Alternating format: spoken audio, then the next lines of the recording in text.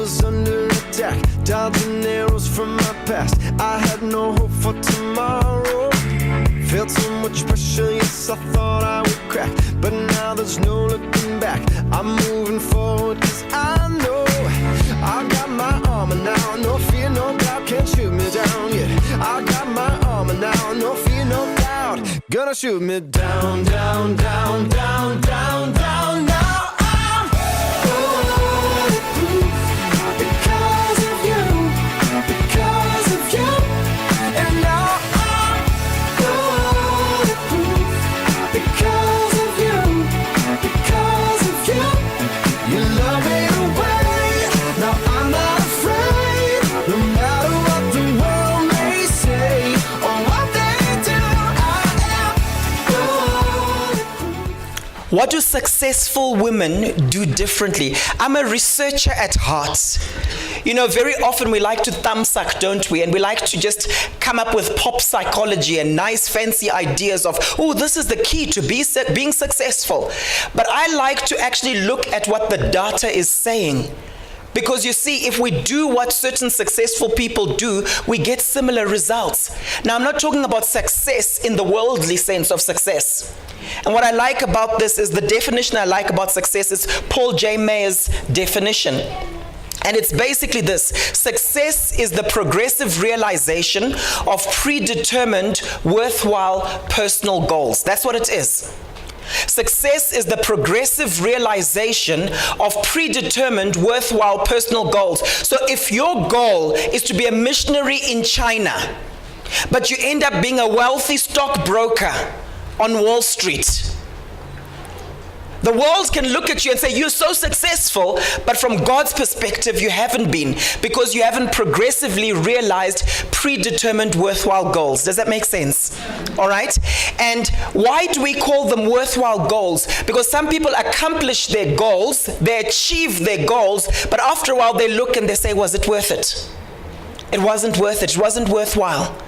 So when we're talking about success this evening and successful women, we're basically talking about women who accomplish and achieve their dreams. Whatever that thing was that is in your heart, you've achieved it progressively. You're heading in the right direction. You're fulfilling your mandate, but you believe it was worthwhile. So you are happy while you're doing it, you are energized while you're doing it, and you feel fulfilled. And when I say it's based on research, I've taken a number of things that have been said out there. I've looked at Marcus Buckingham's Finding Your Strongest Life, which I think is very powerful. I've looked at, there's some research called Centered Leadership that McKinsey has done, right, on women who are successful but remain healthy. Because there are a lot of women out there who are successful, but what happens? They have a nervous breakdown 5 years later. And we're like, oh, what happened there? All right? And then I've looked at other research in general just around success. Some of you might have read my book, Unlocking Greatness. That's my passion, unlocking greatness in individuals, in teams, and in organizations. Some of you might have read that particular book where I talk about 21 things that successful people do differently. I'm not going to say raise your hand if you've read it, because it'll be one of those embarrassing moments where just 2 hands might go up. Okay? Or a whole crowd of women will feel guilty. Oh, Paul, where can we have it? If you pop me an email, I will send it to you free of charge, no charge. If you pop me an email, I'll send it to you. What's his email address? paul@corporatelegends.co.za. If you pop me an email, you'll get your free copy, your free PDF of Unlocking Greatness. Is that a deal? All right, because it's such a powerful book just in terms of accomplishing your destiny. So success is the progressive realization of predetermined, worthwhile personal goals. Are we fine with this definition of success? So we want to know, how do we become successful? How do we get there? And that's what this evening is about. Okay? What is interesting is that in the last 40 years, the happiness of women has decreased. Women aren't as happy as they used to be. If you look at research on depression, for example, right? On depression, you'll see that a lot of women are depressed. In fact, a lot of women are more open and prone to depression than men, right? If you just look on average, right? Despite the fact that women have been more empowered than ever before. Remember, it was just a number of years ago when married women couldn't own their own property. We all know that, right? So we've got lawyers here and so on. It's just a few years ago when that happened, when women couldn't vote. So we've now got these female CEOs, we've got women leading schools, we've got women running countries, but on average, it's been found that women are not as happy as their male counterparts. Isn't that interesting? Okay, they're not as happy as their male counterparts. So what's wrong with this picture? Because I thought, the feminist movement, and we've now got these freedoms, and we've got that freedom, but women ain't that happy.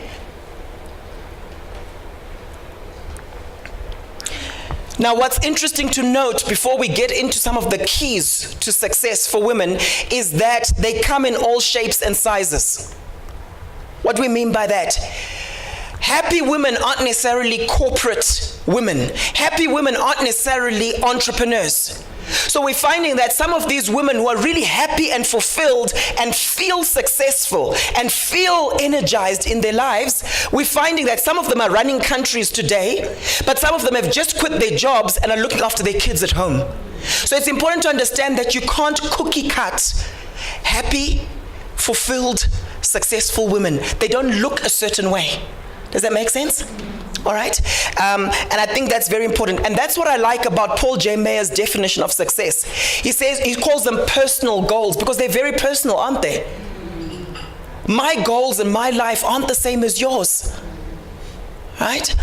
So I think it's important to understand that. Now, when the research was carried out, there were key questions that were asked. Key questions that are asked to really ascertain, are you happy and fulfilled as a woman? Question number 1, how often do you get to do the things you really want to do? So the women who answered that I am happy and successful, one of the ingredients was that, you know what, I can do the stuff I really want to do. And what I'm finding today, and I coach lots of women in the corporate world and so on, and I say, do you feel powerful? Do you feel like you're in charge of your life? And so many of them say, no. I don't feel like I'm getting to do what I really want to do. Now, if the shoe fits, please wear it. We'll make these slides available to you, but if I share something and I go on a rabbit trail and so on, please, you can just take notes, okay? Right? Another question was, how often do you actively look forward to the day ahead? Now, I know certain days where my beautiful wife, Pastor Tracy Nyamuda, will be like, oh, I'm just dreading today. Now, how many of you are like that? And how often does it actually happen? It's one thing if you feel like that from time to time. It's another thing where every day you get up, you don't feel like getting out of bed. Does that make sense? But these women were saying, you know what? I just can't wait to get out of bed and get into my day. And if you're not in that space, then you're not amongst these women who are happy, fulfilled, and successful.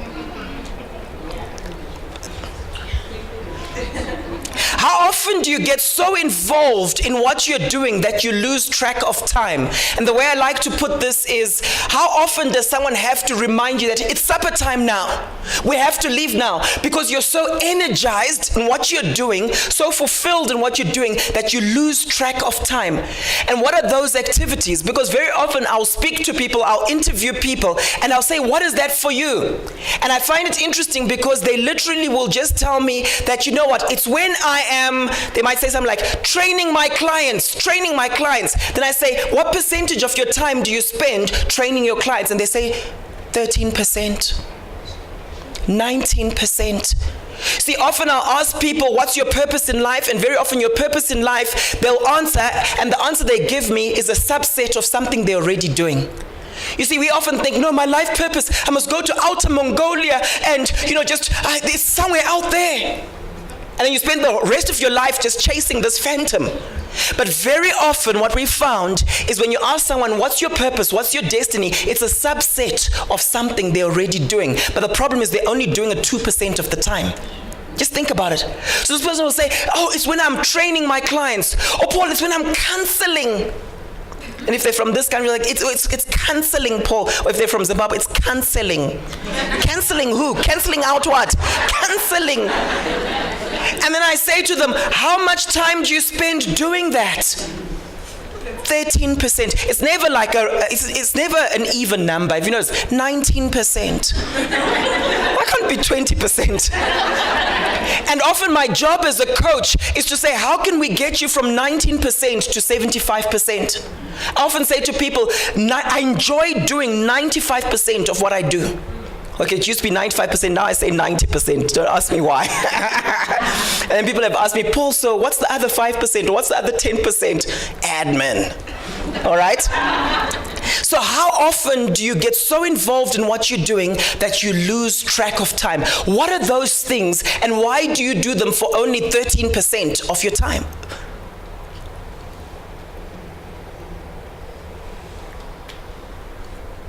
How often do you feel invigorated at the end of a long, busy day, where you feel energized, where you just hit the pillow and you're like, this is life. I know the times when my wife feels like that. And she'll have a cup of coffee there, and she's like sitting on the bed and like, and she's got a certain sound she makes. Okay. When I speak to many different women, the pattern I see playing out is very often, I don't like my life. I ask women today and I say, do you like who you're becoming? And a lot of women today say to me, I don't. Paul, I don't like who I'm becoming. But these are women who from the outside seem so successful. Out there in the corporate world, and they seem so successful, and they have everything that everyone is longing for. They dress nicely, well groomed, being paid so well. And I say to them, do you like who you're becoming? And they say no. And at a certain point, they come to a point in their lives where they're like, I need to just give up trying to be something that I'm not. You know, there's a type of giving up that's healthy, isn't there? Where it's good to actually give up certain things. But a lot of people struggle with that. So these were some of the questions that were asked. How often do you feel an emotional high in your life? How often do you feel an emotional high in your life?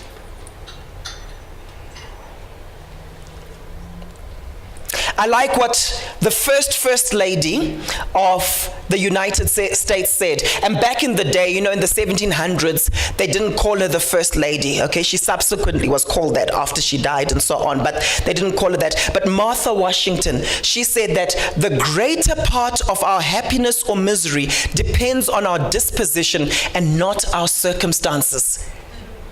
I did a series recently on unlocking your joy. And one of the things that has been found about happiness, one of the things that has been found about joy is that it's actually a choice. Yet the space many people are living in, particularly women, I'm addressing women tonight, particularly women, is that they've made their source of happiness something outside of themselves. And this is one of the reasons why we find so many women are not fulfilled in what they're doing. So the mindset has been, once my husband changes this and this in his behavior, then I'll feel happy. Once my husband starts treating me differently and treating the children differently and being the father he's supposed to be, then I'll feel happy. Once my boss raises my wages, my salary, then I'll feel happy. And you've just given someone else, another human being, power over you, because they're now your source of happiness. And the Bible is very clear, and it says, I, the Lord, your God, my name is jealous. You see, God is a perfect being, so it's okay for him to be jealous. He's possessive over us.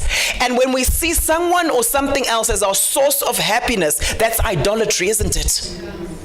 And he wants to take us to a place where his words in our lives are a source of joy. That's why Jesus says, you know what, I'm telling you this so that your joy may be complete. So the words of Jesus in our lives, the degree to which we embrace those is the degree to which we experience true joy. I think this is such a powerful statement here. Happiness is a choice. Happiness is a choice. And you know what? When you feel joyful, joy gives you strength to do what you need to do in life. When you feel joy, it releases the endorphins, right? Now, so here's the first key that I found first thing that women who are successful and fulfilled in their lives do differently. They have found their voice and their platform. In other words, they know their purpose. So their mindset isn't just this corporate, this is what we're about. They're not enmeshed in other people. What do we mean by enmeshment? Enmeshment is not quite knowing, where does Ilse Erken, I like Ilse, that's why I can pick on her. Where does Ilse Erken end and her son Alex begin? Where there's confusion there. And a lot of women are in that place where they don't know where they end and the next person begins. But you've found your voice. And so many women I speak to today, I say, do you feel like you've lost your voice? And they say, yes, I feel like I've lost my voice. Paul, I used to be so confident. I used to speak out what I felt. I would say what I mean and mean what I say. But somewhere along the line, I lost my voice. And I'm telling you right now, the enemy's strategy against you is to silence you. Because you've got something inside of you that's very important that you need to say, that you need to speak out. But the enemy's strategy against you is to silence you. You see, fulfillment in life doesn't come from what you get. It comes from when the things that are inside of you get out. When the things that are inside of you get out, that's where fulfillment comes. So my question to you is, have you found your voice, not someone else's voice? I listen to a lot of people and you hear them speaking and you can hear that that's their mother's voice, not their voice. You speak to a lot of people, you're like, that's the husband's voice, not your voice. But these women have found their voice. They found their voice. Okay. And then the second thing is they found their platform. They found their platform. You know what we can do? He can play with Loazi. We've got some children's ministry guys. Can play at the back there. Otherwise it'll disturb the recording. All right. So they found their voice and they've also found their platform. Now here's the interesting thing. You can have your voice but not know what your platform is. You see, there are a lot of people who found their voice. So they know, you know what? I really love advising people, giving them advice. Okay? I love it. But then they assume that they have to become a blogger. But they can't write. They found their voice, but they're trying to function on the wrong platform for them. Their grammar is poor, and they're not willing to learn how to use proper grammar, right? So the key thing is find your voice, but also have the right platform. Ask God, what's my platform? Am I better one-on-one? Am I better in small group settings? Am I better when it comes to public speaking? What is your platform? And you see, the Bible says we're seated in high places, in heavenly places with Christ Jesus. So in the spirit realm, you have a place. And it manifests in the natural. And that's why you'll find when you try to get onto certain platforms, some of them flourish, but others, it's just a closed door, closed door, closed door. It's not just about finding your voice, it's about finding the right platform. Does that make sense? And the women who've managed to do this, they become successful. For some of you, you're a bit confused because you're like, God, you've gifted me, but how come it never works out? How come it always falls flat? Maybe it's the platform. Maybe it's the platform.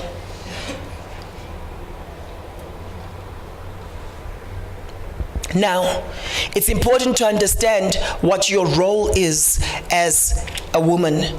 And it's interesting because there are interesting studies that have been done based on research that have found 9 major life roles that women have. And as I take you through them very quickly, you'll find that some of you will have one that is dominant, and then you'll have another that's called a supporting role. And I find it so powerful because when people tap into this, when women tap into this, they then click that, oh, you can have the same gifting as another woman who's right next to you, but your role type or your life role is different. So your gift manifests differently. I'm starting a series this Sunday on gifts and callings, and I think it's going to be so powerful because a lot of people are confused, especially around these things like life roles. Can I share with you what some of these are? Okay, so you've got the advisor. You've got the advisor. This is someone who basically says, I want people to come to me for the answers. You know, some people are advisors. They're not that good when it comes to implementation, but they just love giving advice. Okay? And you feel fulfilled when people come to you, when you become the go-to person. My wife sometimes comes home, she says to me, oh, it was really great. I had a great chat with so-and-so. And I say, okay, what was great about the chat? You know what? I was just telling them they must do this, do this, do this, do this. Oh, and you can see she's energized. She's an advisor. When I then say, oh, my love, I really appreciated that idea you shared with me and so on. She's like, ooh, so I've got influence, huh? Okay?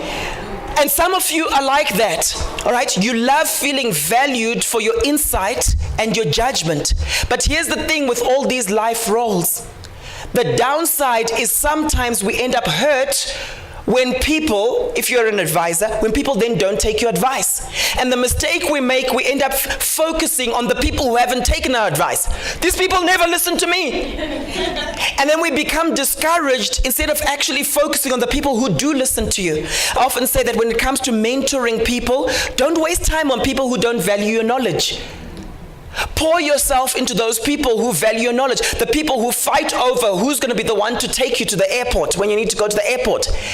Oh, they love my advice. They love the knowledge I have. I'll pour into them. So very often what happens with these life roles is we find fulfillment in them and we're energized by them, but the enemy's strategy against us is when we're stressed out, when people aren't taking our advice, what happens? How do you deal with life when you're not functioning in your life role? Some of you are advisors, and it's important to embrace that. Then we've got another interesting group, and these are caretakers. And I know some of the caretakers here. I knows you, right? These are people who are asking the question, is everyone okay? These people are strong on empathy. You know, the word empathy is feeling into. Right? Wearing someone else's moccasins. It comes actually from two Latin words, em and pathos. It literally means feeling into. And what is interesting here is they're always trying to find out, is everyone okay? And it's wonderful having them. But you see, a strength overused becomes a liability. It becomes a weakness. So if you're a caretaker, you find that sometimes resentment ends up building up because you feel like people are now abusing my good nature. The church just wants to use you. But you're called to be a caretaker. And when you function like that as your primary life role, you're so fulfilled. But when you overuse that gift, what happens? You end up burnt out because you don't have boundaries. And so I want to encourage you, some of you here are caretakers. Then you have creators. These are people who are always asking the question, what do I understand? They're always doing research. They're uncomfortable if a day goes by without producing a tangible sign of insight. They're always creating things. They like starting up things. Then you have equalizers. Equalizers are very strong on justice. They want to put order and bring order to the world. Equalizers are the kind of people who walk into a room and they're like, oh, there's this and this and this wrong in the church. Okay, let's sort it out. Equalizers like equilibrium. Very often they're quite egalitarian. These are the kind of people who walk into a room and like, how come these people are being treated unfairly? Let's fix it. Let's sort it out. And they're willing to be a voice for the voiceless. You know the kind of people I'm talking about. But sometimes they don't know how to pick their battles. Sometimes they don't know how to pause and just say, you know what, it's okay for people to have different opinions. It's fine. That's not a battle for me to fight. And I promise you, when you master what your dominant life role is and you tap into it, you flourish because that's how God wired you. That's how God wired you. But you have a lot of equalizers who've been burnt. They're like, hey, no, Paul, yay, if I speak out, people don't like it. Hey, people have told me that I take over. So, I'm just stepping back. But you've been called to be an equalizer. Okay? Then you have influencers. And influencers are asking the question, how can I move you to act? How can I move you to act? And they will use their power of influence in different ways. Sometimes they'll argue out a point. Other times they'll charm you into it. But their thing is, how can I move you to act? And they're very good at closing a sale. They can convince you. Okay? Then you have motivators. And motivators are the kind of people, their mindset is, how can I raise the energy in here? You know those individuals? I know one person who I coach at a particular organization, I won't mention its name, and this person would say to me, Paul, you should have seen that meeting. People were just dead. They were just like not alive in that particular meeting. And I just felt like, if I was running that meeting, I'll do it this way, this way, this way. And often they can enter a room and literally mobilize people to action. Maybe that's you. How can I raise the energy in this place? Okay? And they end up having lots of social requests because people want them to come and just energize them. Do you have those friends where you just want to invite them into your space because they always have this positive impact on you? They've got an infectious laugh. Okay, whenever they're around, there's something positive they're saying and so on. I saw Ilza doing that. Sorry, I think it's because you're sitting right in front of me. When she came in and she was like, whoa, whoa, whoa, already. Okay, but you have people like that. All right, then you have pioneers. And they're always asking the question, what's new? They're excited by new things. Okay? These are the kind of people who don't read the instruction manual, right? Because they always want to come up with their own thing, right? They've always got new business ideas. Then you've got the teacher. And they're often asking the question, what can she learn from this? What can she learn from this, right? They've got this instinctive thing about them where they're always thinking, okay, how can I explain this better? How can I take this complex thing and make it easy for people to understand? They feel so fulfilled when the lights go on in people's minds. Okay, it's like, cool, I just like them to grasp that. Remember, teachers don't always want to do the particular thing, but they can train you up to do it. They can show you, this is how you do it. And some of you are like that. You love gathering facts, methods, stories. And then finally, you have the weaver. And they're always asking the question, with whom can I connect? These are the kind of people who will cold call someone just because they found something interesting about that person, right? This is the kind of individual where they'll introduce you to someone else. You'll be thinking, I've got nothing in common with that other person. But the weaver will come and they will just bring it to the surface. Like, no, you guys need to get to know each other. So as you look at these, ask yourself, out of these 9 roles, what are you? What's your primary one? Now, there's a test that goes with this, and I would encourage you to get the book, Finding Your Strongest Life, all right, by Marcus Buckingham and his team. And you can actually do this particular exercise, okay? You can actually do the test, and you find out what your dominant one is and what the supporting one is. Can you see the power of this? When you find out not just what your voice is, but your platform, what it looks like, how it will manifest, it takes you places.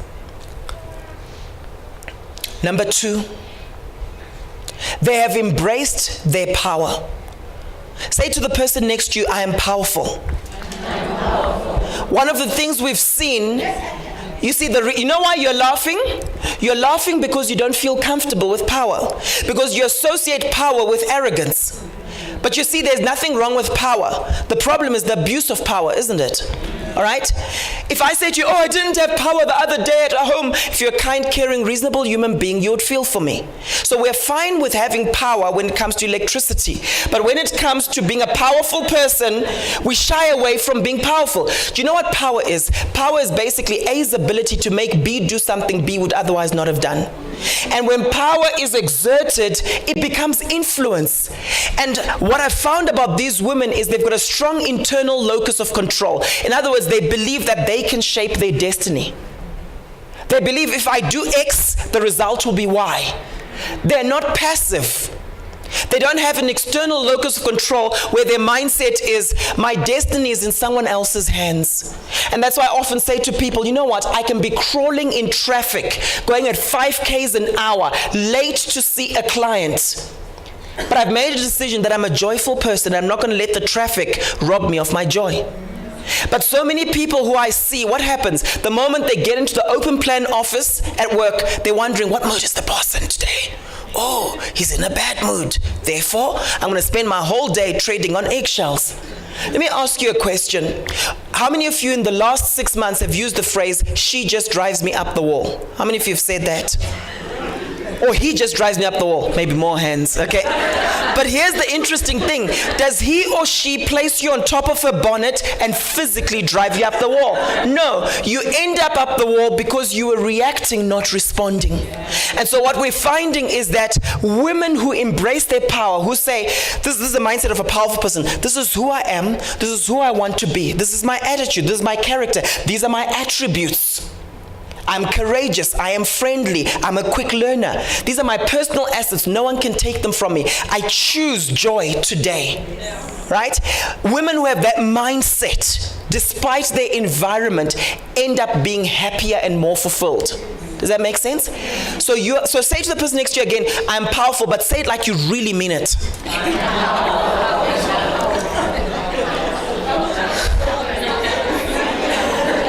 There's more laughter. Now, when it comes to understanding that you're a powerful person, it's important to understand that we have different power bases. Sadly, for many people, their power base is position. And so they think, you know the kind of people, when you walk up to them and they say, do you know who I am around here? And they focus so much on their title. And then when there's restructuring in the workplace, what happens? The title is gone. Right? So positional power has validity because you still respect the guy because, he's got signing powers and so on. But you can't rely on that. You know that Nelson Mandela had a different type of power. It's called personal power. He continued to influence even after he was president. His power and the power of his brand wasn't based on his position. It was based on who he was, his personal integrity as a human being. So I want to encourage you, as a child of God, the Bible tells us that you're the head and not the tail. You're above and not below. Bible tells us it's God who raises up one and puts down another. You've been promoted by God. And what God has promoted, no one can demote. When you see Jesus as your source of power, as your power base, it's phenomenal what ends up happening. Does that make sense? The Bible tells me that greater is he that is in me than he that is in the world. That's not just for casting out demons. That's basically saying the influence and impact I have on the world around me is bigger than it has on me. Does that make sense? And I think I've said this to many of you. People used to say to me, Paul, how's life treating you? And I'll say, I'm treating it well, thank you. When we moved in 2010 from Four Ways to here, people say, Paul, how's Centurion treating you? I'm treating it well, thank you. Got married 15 years ago. People say, Paul, how's your married life treating you? I'm treating it well, thank you. Because the influence and impact I have on the world around me is bigger than it has on me. That's the mindset of powerful people. And every single person in this room, every single woman in this room is powerful. Amen. All right. You're not living from a place of what we call victim stance. And you listen to many people's narrative, the way they speak. They speak as if the world has got this power over them. I remember one particular lady from one of the banks. I won't mention the bank's name. I say that a lot, don't I? I won't tell you guys. I won't tell you tell us. And she said to me, Paul, you know what? It's not great, the team I'm a part of, because I have to have lunch with my teammates and they're just so negative. And I said, who said you have to have lunch with them? I have to have lunch with my teammates and they're so negative. And I said, well, why don't you just change the direction of the conversation? Because they're all these people who've got massive dreams and they want to change the world, but they can't change the direction of a conversation. And I say, if you can't change the direction of a conversation, just go and have lunch with other people. You have the power. Now, it sounds silly, but I look at people's lives. You can do an activity log on someone, and you say, why did you have a meeting with that person? I felt so guilty, Paul. They're my cousin, or they're my... Is there a law saying you have to have a meeting with them and you have to have lunch with them every single week? So why did you do it? You've placed a burden on yourself that Jesus hasn't placed on you. And you've basically wasted your time because you can't say yes to your mission in life without saying no to certain things. And powerful people are able to say no. And a lot of women struggle with this, A lot of women struggle with this. If you look at the top 10 fears that men have and the top 10 fears that women have, the order and the ranking isn't the same. One of the top fears that women have is the fear of being misunderstood, what we call the fear of being judged unfairly. So often I'll say, well, why didn't you do this? Hey, I didn't want people to think I was just being forward, that I think I'm better than them. Why didn't you say yes to that project? You've been praying, oh Lord, please promote me at work, please promote me. Then now your boss says, who wants to do this? And what are you saying? You're like, oh, I didn't want people to just think that I think I'm better than them. The fear of being judged unfairly. Does that make sense? Just watch out for that. Number 3, they manage their energy. This is so important. They manage their energy. They manage their energy. Now, there's what we call inner time management and conventional time management. Conventional time management is at 8 o'clock, I do this. Then at 8:30, I do that. And then at 10 a.m., I do the next thing. And many of you are good at that, right? You've got a timetable, you've got a diary. But a lot of us are not good at managing our energy levels. That's inner time management. Inner time management is basically, how do I feel when I'm doing the particular thing? Am I exhilarated? Am I like those successful women we were talking about at the start, where we said, wow, you're just so energized by doing this particular activity. And what ends up happening is we do things the wrong time of the day. I remember I used to stay up quite late because I had this mindset of I just have to finish this particular piece of work. Right? And my wife would say to me, my love, don't you think if you woke up earlier, it would actually be better? And she was right, because I could stay up working on a particular thing and it could take me 2 hours to do that thing. But if I just woken up early and done it, it might take me 30 minutes. That's inner time management. And it comes through emotional intelligence, comes through self-awareness of when am I most energized to do a particular task. And what's been found is that women who are happy, healthy, and successful, they know how to manage their energy. And the sad thing is today, so many women don't do this very well. If you look at the study that McKinsey did on women who were successful but remained healthy, this was one of the things. They managed their energy levels. You know what? Aren't you guys feeling hot? Do we need this heater? I think we can now switch it off. The gas behind it. I think it's okay now.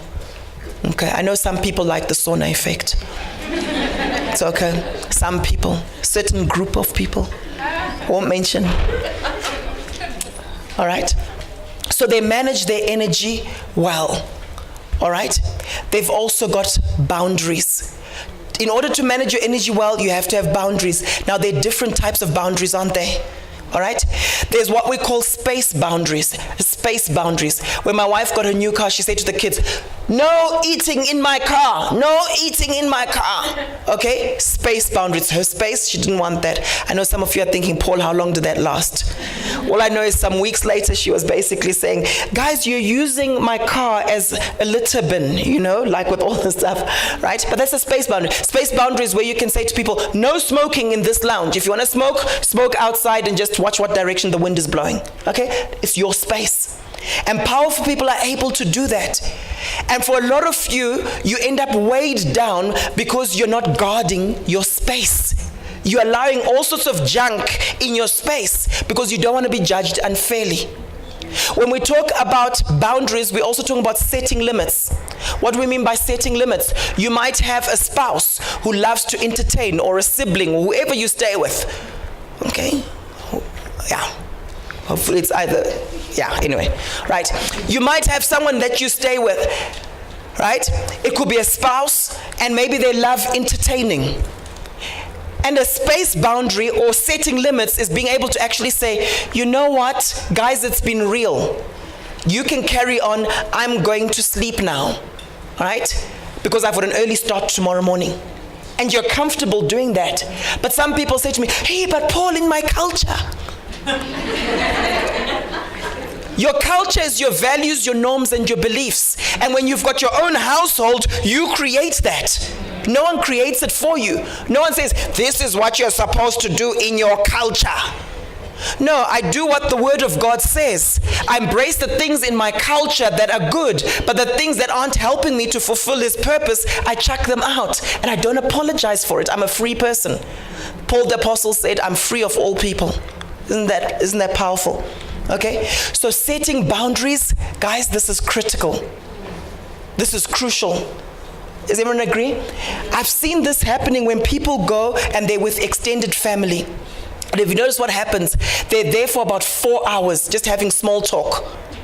Just small talk. 4 hours or so. Right? And then one person plucks up the courage to say, hey guys, you know what, I need to go. And they always have to have an excuse. Have you noticed that? Right? It's like, oh, I have to fetch my son from a play date. Oh yeah, my cousin brother wanted me. Right? And what happens? Everyone else then gets up and says, am I parking you in? Oh. And I'm asking myself the question, at what point did all these people want to leave? They didn't have boundaries. So people say to me, Paul, how are you doing all the stuff that you're doing? How are you doing the books? How are you doing? So while I'm doing the next one, while I'm working, after I've just had that half an hour or that hour and not made excuses for leaving, say, guys, it's been real. Thanks so much. And I leave, other people don't want to be judged unfairly. I'm a daughter-in-law. Oh, Paul, I can never do that. And you're in bondage. That's bondage. It means that you're addicted to the approval of people, even if it's your in-laws. Are you following? Right? Time alone. Time alone. One of the things that has been found is that it's important to have time alone. And one of the common denominators amongst successful, happy women is they're able to do this. They're able to have time alone. And I want to encourage you ladies, don't cancel on yourself. You see, what I've found is that it's easy for me to say no to you if I've got an appointment with someone else. Sorry guys, I can't meet you. I've got a meeting with Loazi. But it's more difficult for a lot of people to say, sorry, I can't meet with you. I just need some me time. Now, my question to you is, do you respect yourself enough to be able to say that?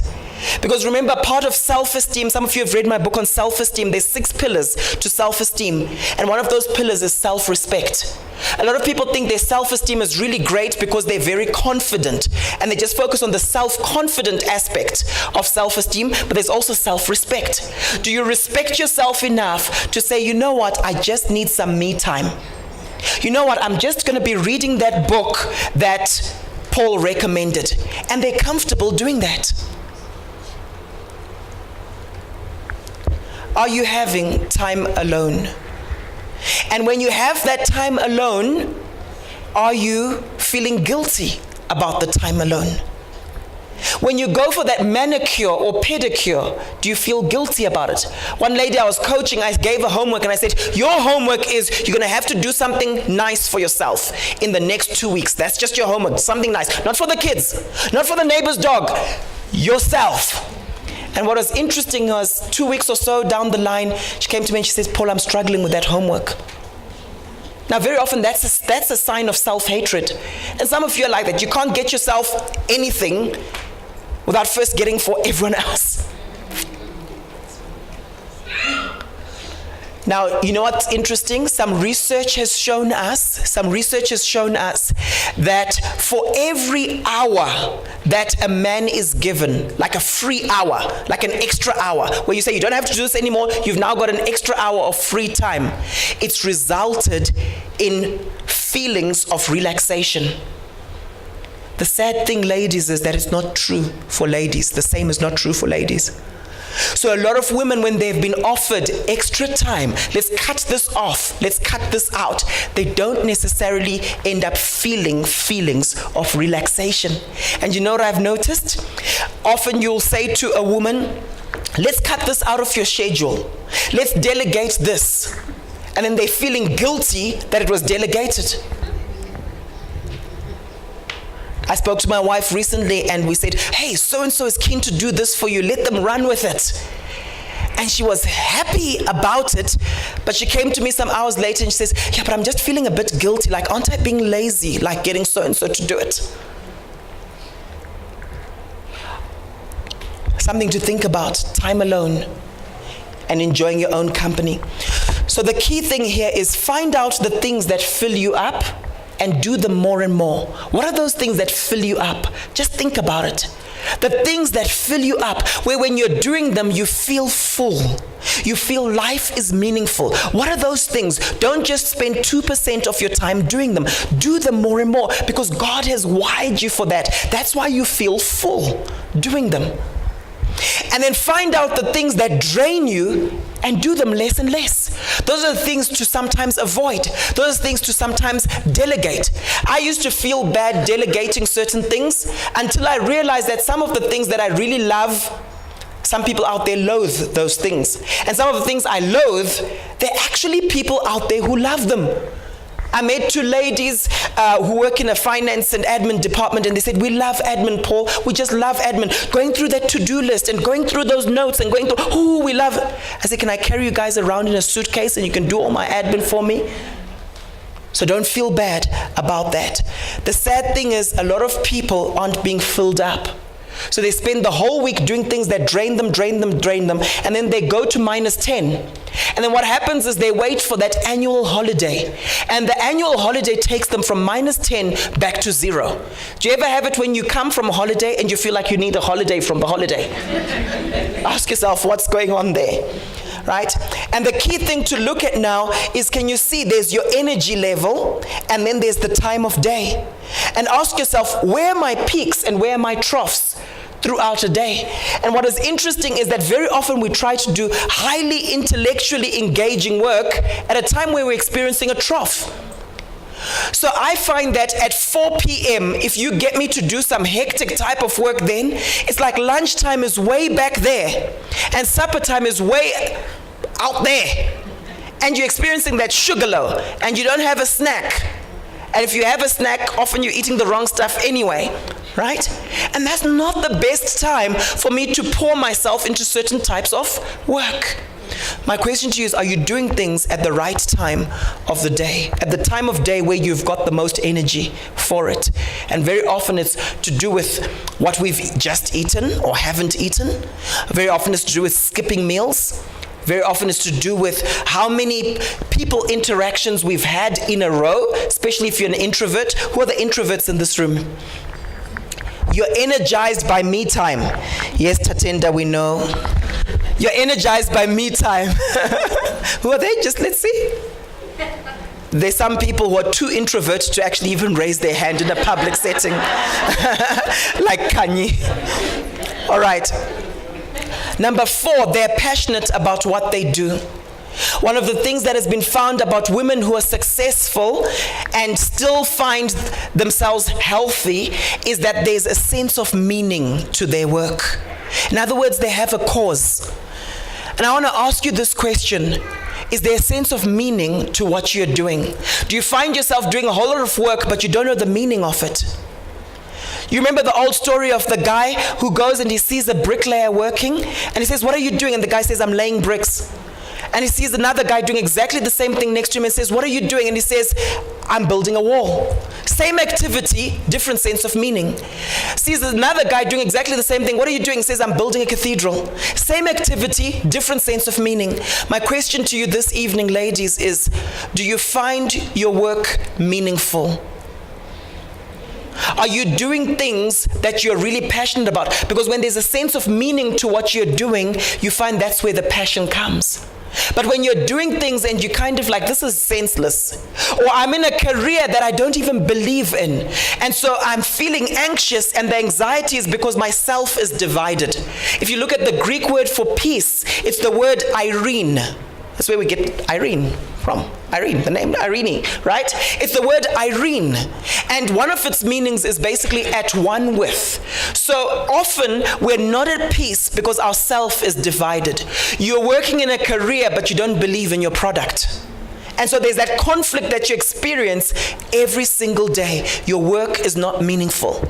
And you see, what happens is that we've become enslaved to mammon. Mammon is the demonic spirit, the demonic entity that controls materialism, greed, and the use of money. And what happens is when you're enslaved to that, remember Jesus says you cannot serve both God and mammon. They're contrary to each other. And I see a lot of people making career choices but controlled by the spirit of mammon. They're passionate about what they do. There's a positive correlation between your joy and finding meaning. When you find meaning, you feel joyful, don't you? You feel exhilarated. Okay? You have a cause. You have a cause. It doesn't mean you have to work for an NGO to have a cause.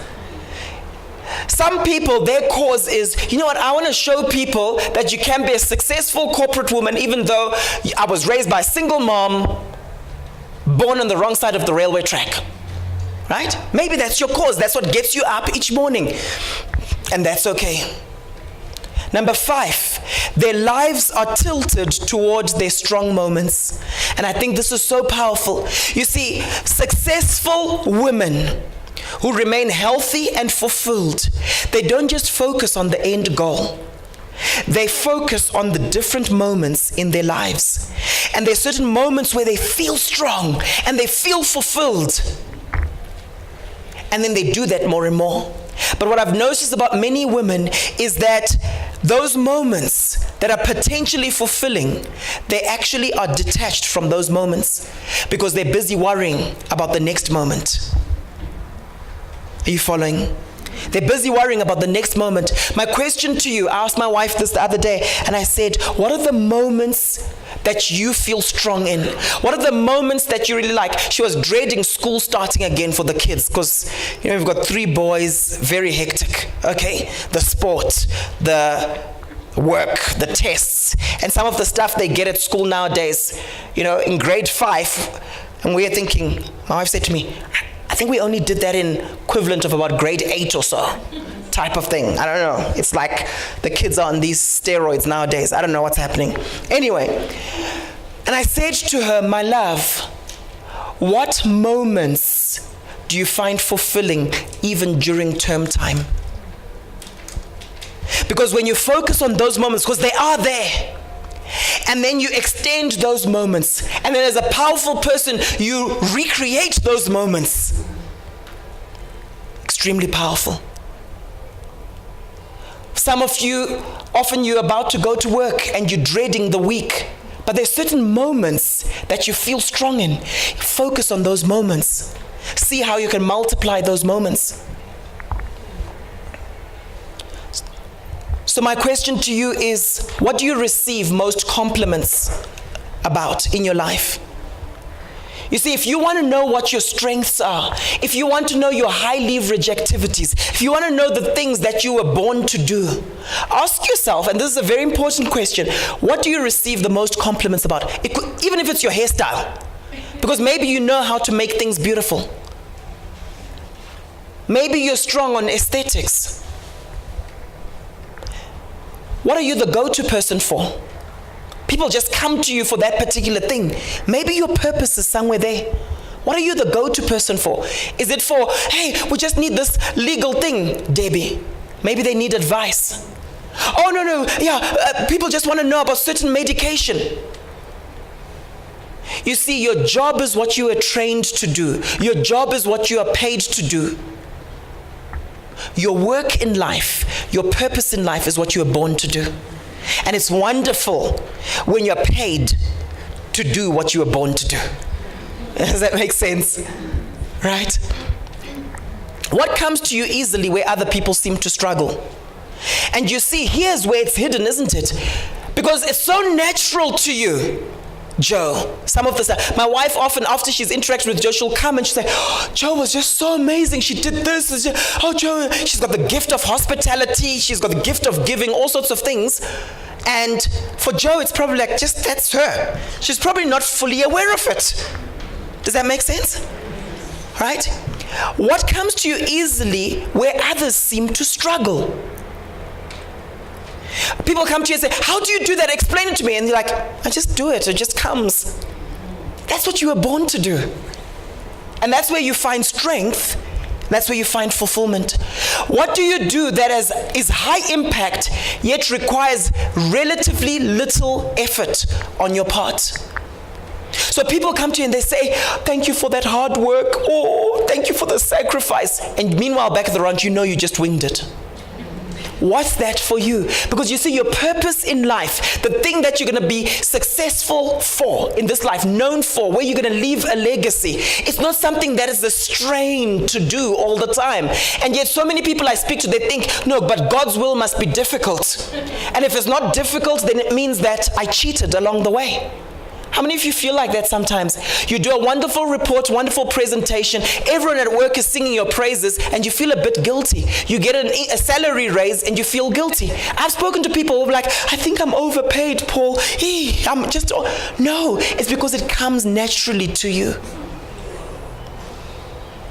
You see, one of the myths we have in life is that life has to be this big toil. My purpose in life is just going to be this toil and this struggle. No. You can labor, but do it joyfully. What do you get so absorbed doing that you lose track of time?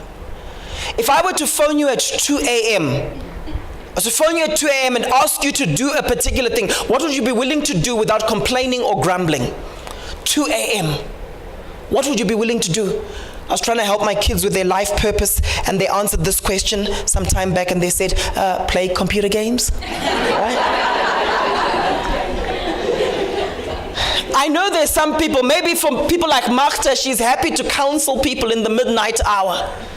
I once asked Magda, I said, what comes to you like naturally and you find so fulfilling? She said, counseling. We had a counseling case recently, and my wife was kind of feeling like, oh, do I have to do this? Oh. I said, my love, there are people out there who are energized by it.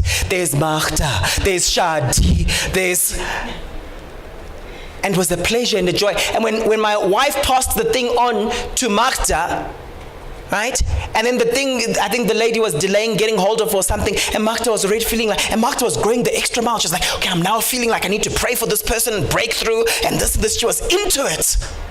She was born to do that. Anyone need counseling? Magda, Shadi, Wimbai, I know the counselors, okay?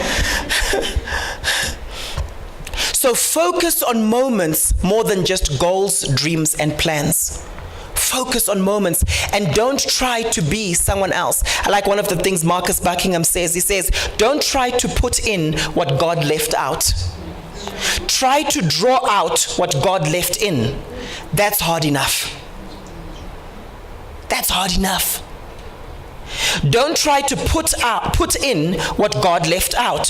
Try to draw out what God left in. That's hard enough.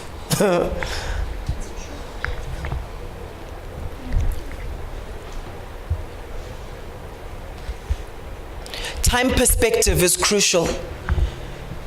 You see, there's some people who have a time bias where they just focus on the negative past. And it's been found that there's a correlation, a positive correlation between focusing on the negative past and anger, depression, and anxiety. The past is past, it's happened. See how Jesus delivered you from your past, or Jesus in your past. See that. So just watch out in terms of what your time bias is. I'm not going to go through it this evening, but your time perspective is crucial. Some people focus on negative past. Some people tend to focus on positive past. And that's fine, because we must remember things from the past and say, thank you, Lord, thank you, Lord, thank you, Lord. But we mustn't stay there as when-we's. Oh, the good old days. Remember the good old days? Oh, the good old days. When my husband was nice to me, the good old days, okay? Right? Sometimes it's also about focusing on the present and enjoying the moment. When people struggle with depression, they actually use that. And I'm not talking about it in a hedonistic way, because that's the negative aspect. When some people just don't care about the consequences, they're like, just live for the moment. That's the negative aspect of focus on the present. The positive aspect is, you know what? Right now, we're here. We're here. I was going to say as women, but I'm not. You're here as women, right? Enjoy the moment. You can connect with another lady. This is a God appointment. Don't worry about the kids. Oh, my kids fine. Did they fall asleep okay? Is my husband fine? Is my hubby coping with the kids or not? Right? And then there's the focus on the future. Now, some people, their time bias is future negative. So they're always worried. Now, there's a place for that. That's why we have insurance and things like that, where we must be cautious about certain things, right? But I think it's so healthy, and I think some of these women who are healthy and successful, they focus on the future, but they focus on their goals that they can actually shape, that there's hope for the joy set before us. We can do this, we can do that, and that's healthy.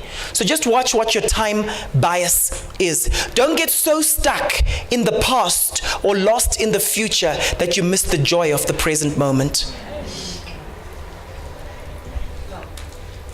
Okay, number 6, they have a high sense of self-acceptance. This is one of the pillars of self-esteem, self-acceptance. Self-acceptance doesn't mean you're not going to change anything about yourself, but you're comfortable with who you are right now, that you're a work in progress. WIP, I'm a work in progress. You see, when I've received the love of Jesus into my heart, where he says, abide in me, remain in me, what we call emotional object constancy, and you carry his love, you're then not addicted to acceptance and rejection from people around you, because you've already accepted yourself. I'm standing here before you, I've already accepted myself. I can make a mistake, I can crack a wrong joke that women don't like, it's fine. Jesus has accepted me, I've accepted myself, and that's why I can be authentic. Does that make sense? But a lot of people go through life with a blank slate. What do I mean by a blank slate? No opinion of themselves. So you have a nice hairstyle and you go to work with that nice hairstyle, just hoping someone will say, it's really nice, it's really nice. If there's no comment, you've got a negative bias. It must be horrible. Next day we see you with a new hairstyle and we're like, huh? What happened? Self-acceptance is crucial. And you know one of the aspects of self-acceptance? I'll share with you a quick story. There's a particular lady and she had an interesting experience. She had an interesting experience where she was feeling guilty because she didn't want to play dress up with her daughter. Her daughter was like, Mom, please can we play dress up? You'll be the mommy and I'll be the baby. And she's thinking, why do I have to play dress up for that? I'm already the mommy and you're already the baby. Okay? Until she was liberated by this self-acceptance to say, it's actually okay. And this is going to be liberation for some of you. It's actually okay for me to not enjoy playing dress up with my daughter, because she realized that her strong moments with her daughter was when she was teaching her daughter, when the penny dropped, and she knew that that was her life role. That wow, when I'm teaching my daughter and I'm sharing nuggets with her, that's what I really enjoy. I can get auntie so-and-so to do the whole dress up thing, but I mustn't feel guilty that I don't enjoy playing dress up with my daughter. Martha is laughing. I don't know if she's been in that situation with her daughters. All right? So when you don't accept yourself, you'll be enslaved to the approval of others. It's okay. What is it that you don't enjoy doing and you feel guilty about the fact that you don't enjoy it? Maybe you don't enjoy it because God didn't put that stuff in you. And I'm here to say to you this evening, ladies, it's okay. There's a book I've got. I don't know why I got it, but I like getting books. And it's there, it's in my library. It's called Guilt-Free Motherhood. Maybe I wanted to get it from my wife or something. Guilt-Free Motherhood. Go and look it up. Guilt-Free Motherhood. Okay? Number 7, they have a growth mindset, not a fixed mindset. When you have a growth mindset, your mindset is, you know what? I can do it. If I put my mind to it, I can do it. Many women out there have a fixed mindset. And the fixed mindset says, you're either born like this or born like that. If you work on something, if you train yourself up, if you read the book, it won't change anything. So they try and learn a musical instrument, and the moment they experience certain obstacles, what do? I give up. I'm just not wired for this. But the growth mindset basically says, you know what? If I want to become something, I can learn about it. I can learn a skill. Some of you are passionate about sewing, but you can't sew yet. But if you just took a sewing course, if you just took up a sewing course, you'll be brilliant. But you never knew that about you. It's what we call a hidden treasure. And I'm now speaking prophetically. There's some of you with hidden treasures, and you think it's too late. You think, no, I can't, I'm too old. How can I start? I'm so proud of my wife. She plays piano, guitar, and cello. But what a lot of people don't know is she only started playing cello about 12 years ago. Okay, now I'm giving away her age if I tell you how old she was when she did it. But when she had our first baby, when she was pregnant, I think when you're pregnant with Samuel, That's when she started learning the cello. Within a few years, she was in grade 6 cello. They're saying, can you come to orchestras? Can you come to this? Can you come to that? And so on. But I knew as she would have her lessons with Paulina, her teacher, I knew that she had a growth mindset. When she experienced an obstacle, she would come and she'd say, I'm now taking my iPhone and I'm going to record my sessions with Paulina. And she was multiplying out that session with Paulina. Paulina is a Russian lady, one of the best cellists on the continent. I said, my love, you're an incremental thinker. An incremental thinker has a growth mindset. The fixed mindset just says, I'm not cut out for that, and they give up easily. What is it that you have a fixed mindset concerning?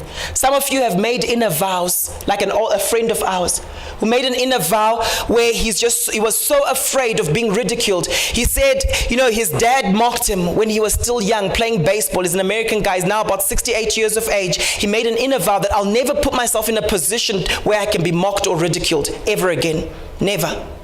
And for many years, he took pride in the fact that, I'm the background person. I'm just playing a supportive role. As a Christian, he thought that was noble. Until he realized that his life was being controlled by this inner vow. He's now written a book on entrepreneurship. He speaks very well. He's running a successful company in Texas. Some of you have made inner vows based on fixed mindsets about yourself. I will never be this. I will never be that. My question to you is, says who? Who said? Who said? Who said? You see, this causes a lot of women to raise their hand up and say, why not me? Let me ask you a question. Who's more confident in the workplace today, men or women? According to research. You know what's been found?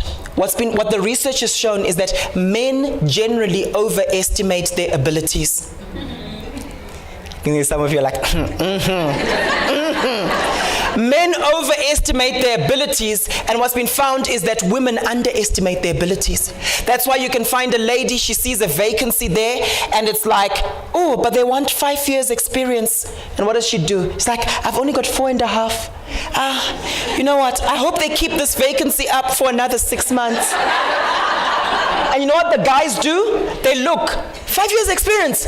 Yeah, but weren't we seconded and we were doing it last year for about 3 months? I've got this. And sometimes they get the job. Sometimes they get the job. Who's better at networking, men or women? Men. A lot of women will say men.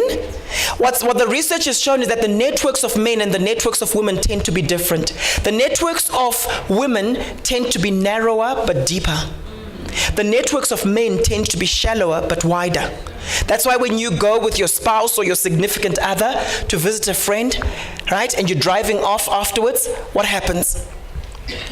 You say, honey, your friend Bobby, who you've just spent 3 hours with, do you know that he's going into surgery in 2 weeks' time? And what does he say? We were just talking sport and politics. Okay? But what's been interesting is that those networks of men that are shallower but wider tend to open more doors for them in terms of career and in terms of selling. Because a lot of times what we've found is, what do guys ask? What's the first thing they ask when they meet each other? What do you do?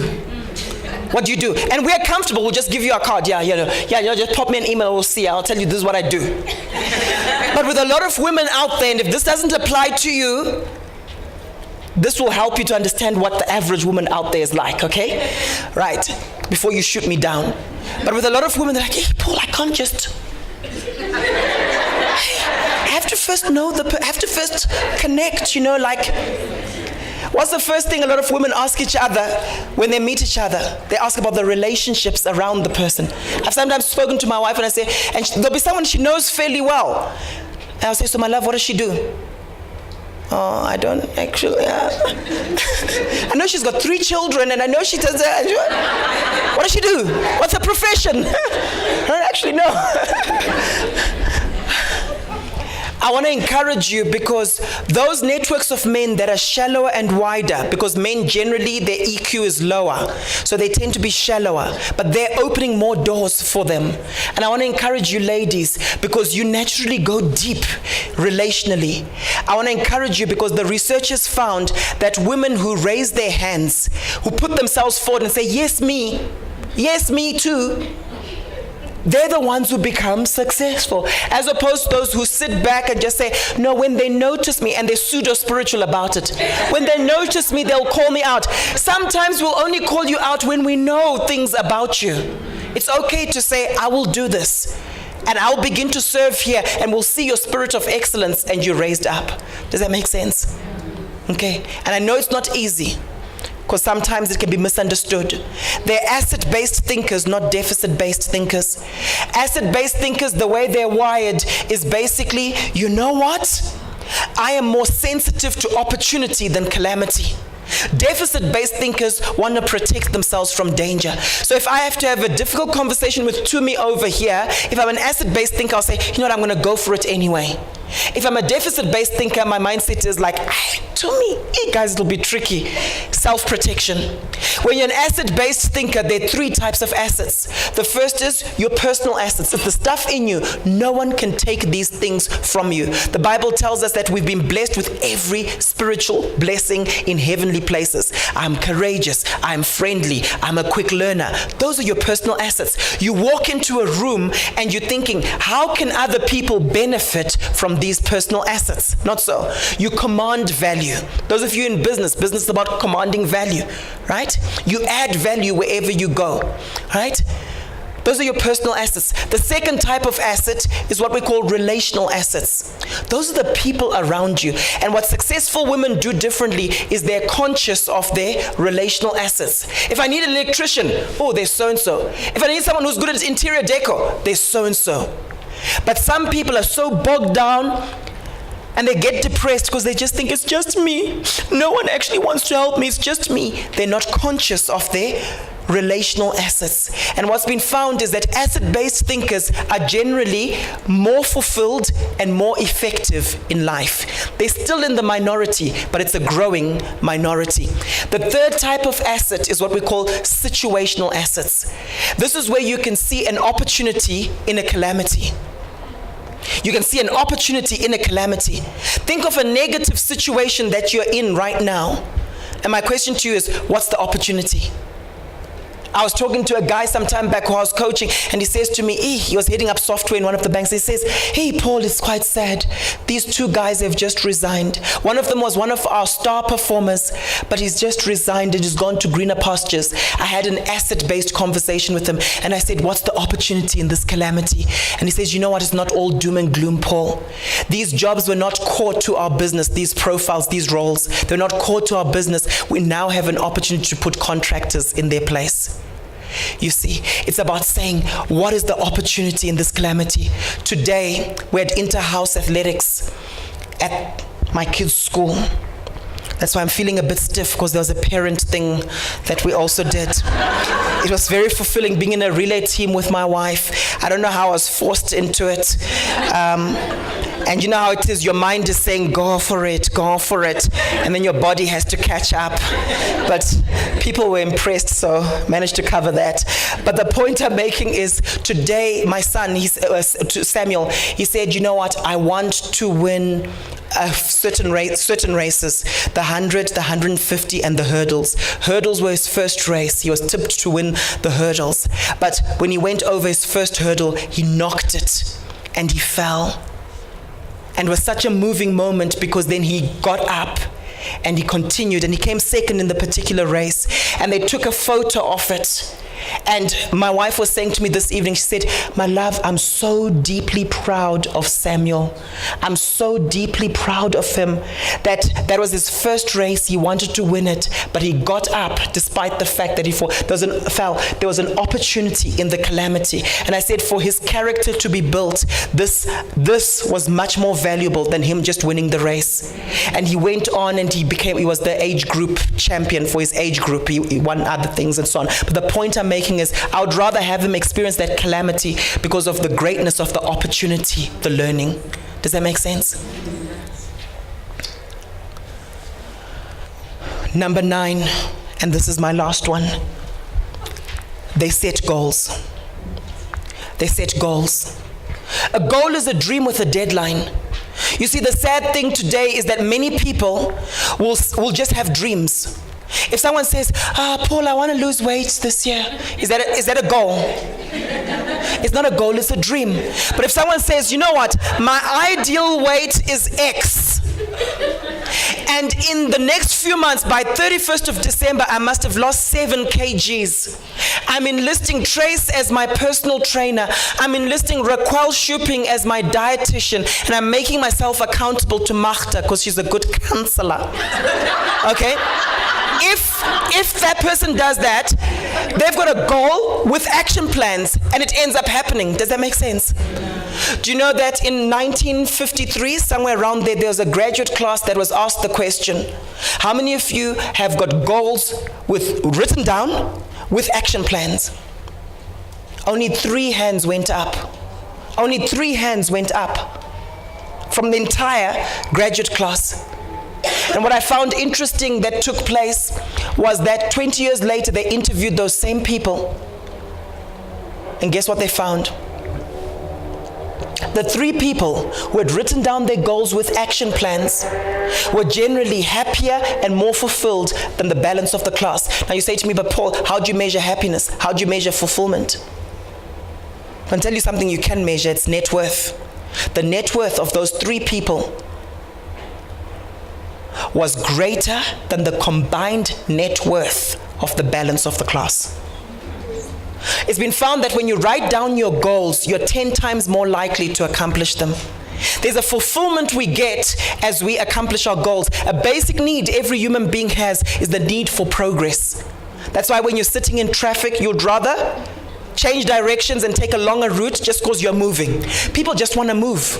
Certain personality types, more so than others. I want to ask you the question, have you written down your goals? What do you want to accomplish in this life?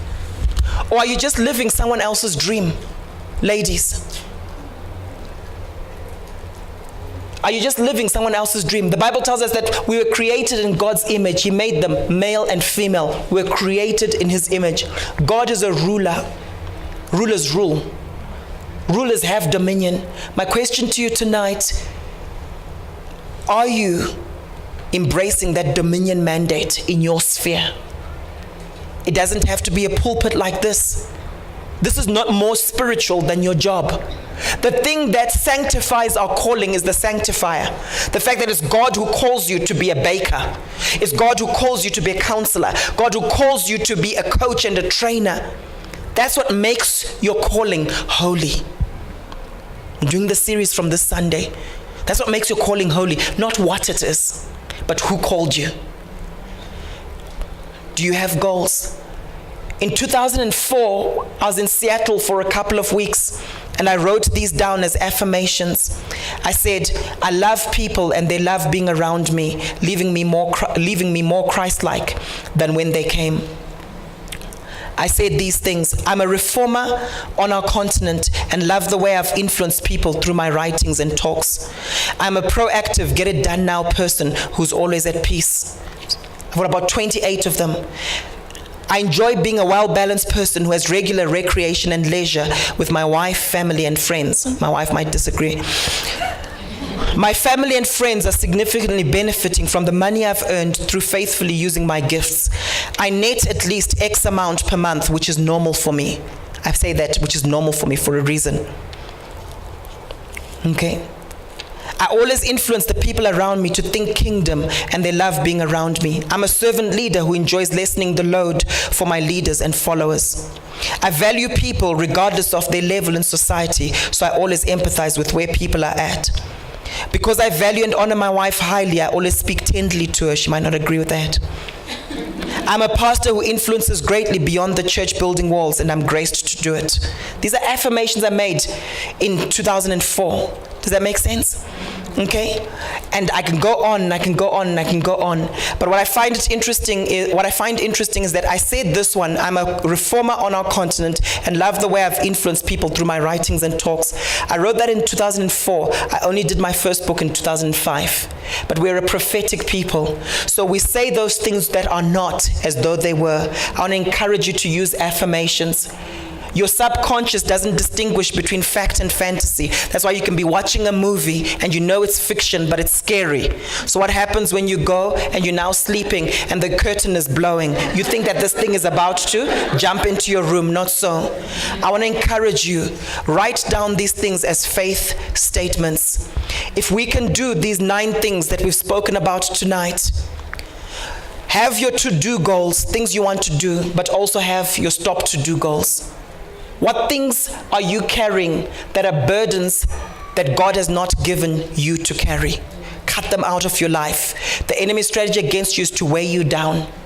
He knows you are holy, he knows you love Jesus, and so he can't try any tricks, but the trick he'll use is to weigh you down. Understand that your goals have seasons. Don't try and do everything now. Be sensitive to the season that you're in right now. Make sure that you don't have shoulds and have-tos that are not God-given. Finally, have grit. Keep doing those things that are your goals. Don't give up. Grit is commitment to those goals despite the obstacles. Successful women embrace mastery, not perfection. So they're not trying to be perfect. And they don't have this thing of perfection on the people around them, that you guys all must be perfect. And they don't put that on themselves. It's based on research. It's been found that perfectionists end up not trying out certain things. But it's not the perfect time, not with the perfect people, right? But they focus on mastery. Let me just start anyway. I'm not starting perfect, but let me start anyway. I'll grow into it. And that's a crucial one. Okay? So I think you can apply this in your life. They see failure as a learning opportunity. And I think we see a lot of women affected by this. They compete against themselves, not others. They're not always looking over the wall like, what about those people? Because when you do that, you're then prone to depression, aren't you? There's a link between jealousy and your own depression because you're always looking at what other people are doing, okay? I always say this, don't compare yourself to other people. Compare yourself with your own potential, to your own potential, all right? They're not trying to be Wonder Woman. And they're able to take calculated risks.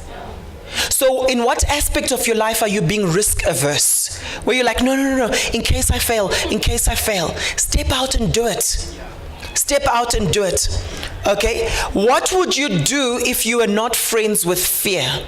If you are not friends with fear, what would you do? If you had not embraced fear as part of your personality, what would you be doing right now in your life? Just think about it. The 12th is that they have strong relational connection. One of the things that has been found, if you look at successful women, those who are married, the common denominator is they've got a spouse who's fully supportive, fully. It's been found, whether it's in entrepreneurship or corporate, they've got a spouse who's fully supportive. So we found that successful women are either married to a supportive spouse or they're single. You get what I'm saying? So those of you, the singles here, it's better to be single if you, as a predictor of your success, than to be married to an unsupportive spouse. Because I speak to people like Wimba and they're saying, I'm wondering whether I should do my PhD next year. Now if she had an unsupportive spouse, she'd be like, what? Okay? My wife wouldn't be doing all these triathlons and things like that if she didn't have, yeah. So this is what Sheryl Sandberg said. You all know Sheryl Sandberg, right? The Lean-In lady. She said success, what she found is that women in leadership, they marry well or not at all. All right? She said in Lean-In, I don't know of a single woman in a leadership position whose life partner is not fully, and I mean fully, supportive of her career. So if your husband isn't fully supportive, that's what we need to then work on. Does that make sense? All right. The singles who are leading successfully, they're people like your Condoleezza Rices, your Diane Keatons, and so on. But social support is actually one of the biggest predictors of success. those relational aspects. They have an attitude of gratitude. Grateful people sleep better at night than ungrateful people, because grateful people have more positive thoughts when they go to bed. Often when my wife is struggling with something and so on, I say, what are you grateful for? I'm grateful for this, I'm grateful for that. And what happens? Produces joy. Gratitude, thanksgiving produces joy. Does that make sense? All right. And then the final one is that they take care of themselves physically, but for the right reasons, okay? Not because they're trying to get thin or afraid of getting fat or trying to gain acceptance. No, seriously, because you can try and take care of yourself physically for the wrong reasons, and then you're always stressed out, like, I mustn't need this, right? But rather, it's for increased energy, endorphins, and stress relief. There was one famous lady who basically said, you know what? I would have killed a few people along the way if I don't swim as much as I do, run as much as I do, train as much as I do. Okay, thank you. I just wanted to spice up your conversations. Please carry